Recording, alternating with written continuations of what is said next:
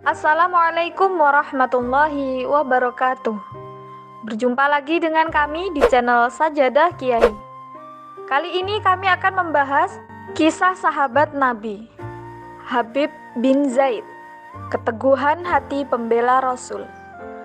Habib bin Zaid dibesarkan dalam sebuah rumah yang penuh keharuman iman di setiap sudutnya, di lingkungan keluarga yang melambangkan pengorbanan.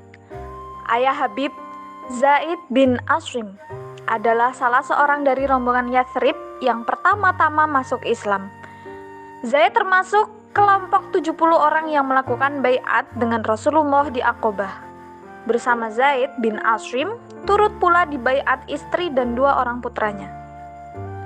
Ibu Habib, Ummu Amarah Nasibah al-Maziniyah, merupakan wanita pertama yang memanggul senjata untuk mempertahankan agama Allah dan membela Nabi Muhammad SAW. Saudaranya, Abdullah bin Zaid, adalah pemuda yang mempertaruhkan lehernya sebagai tebusan dalam perang Uhud untuk melindungi Rasul yang mulia.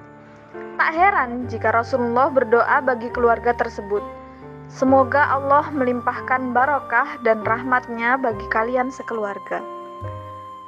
Cahaya iman telah menyinari hati Habib bin Zaid sejak dia masih muda belia, sehingga melekat kokoh di hatinya.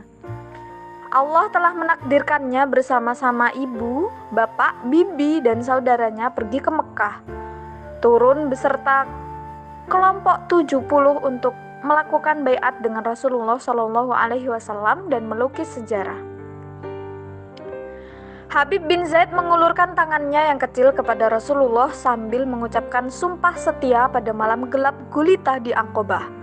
Maka sejak hari itu, dia lebih mencintai Rasulullah daripada ayah bundanya sendiri, dan Islam lebih mahal baginya daripada dirinya sendiri.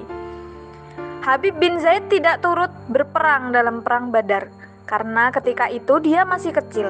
Begitu pula dalam perang Uhud. Dia belum memperoleh kehormatan untuk ikut ambil bagian, karena dia belum kuat memanggul senjata.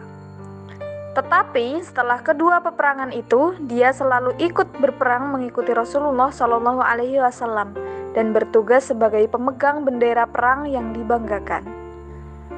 Pengalaman-pengalaman perang yang dialami Habib bagaimanapun besar dan mengejutkannya, pada hakikatnya tiada lain ialah merupakan proses mematangkan mental Habib untuk menghadapi peristiwa yang sungguh mengguncangkan hati, seperti terguncangnya miliaran kaum muslimin sejak masa kenabian hingga masa kita sekarang.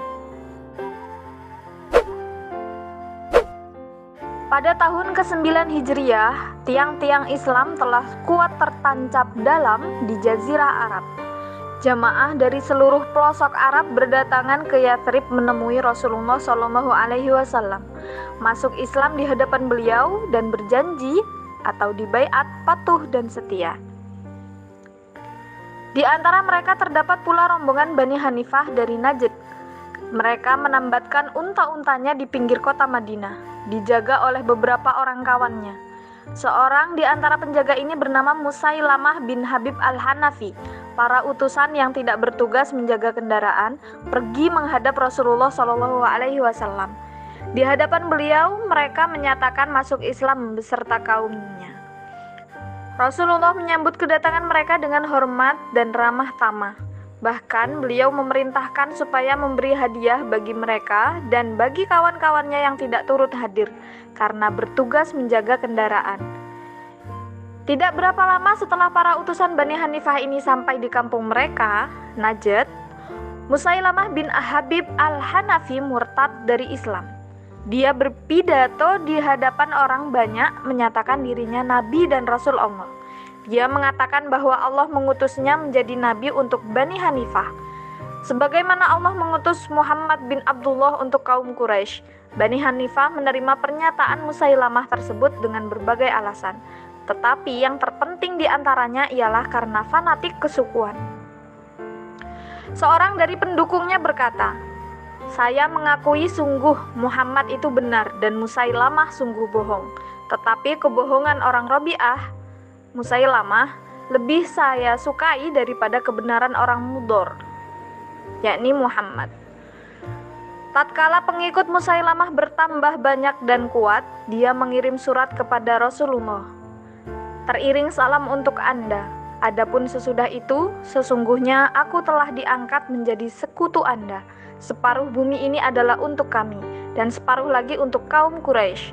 Tetapi kaum Quraisy berbuat keterlaluan. Surat tersebut diantar oleh 2 orang utusan Musailamah kepada Rasulullah SAW. Selesai membaca surat itu, Rasulullah bertanya kepada keduanya, "Bagaimana pendapat kalian mengenai pernyataan Musailamah ini?" "Kami sependapat dengan Musailamah," jawab mereka ketus. Rasulullah bersabda, "Demi Allah, seandainya tidak dilarang membunuh para utusan, sesungguhnya kupenggal leher kalian." Terima kasih telah menonton video kami. Jangan lupa like, comment, share, dan subscribe channel Sajadah Kiai, serta bunyikan loncengnya agar tidak ketinggalan video-video terbaru kami. Dengan mensubscribe berarti Anda mendukung channel kami, serta membuat kami lebih semangat dan konsisten dalam membuat video-video terbaru. Wassalamualaikum warahmatullahi wabarakatuh.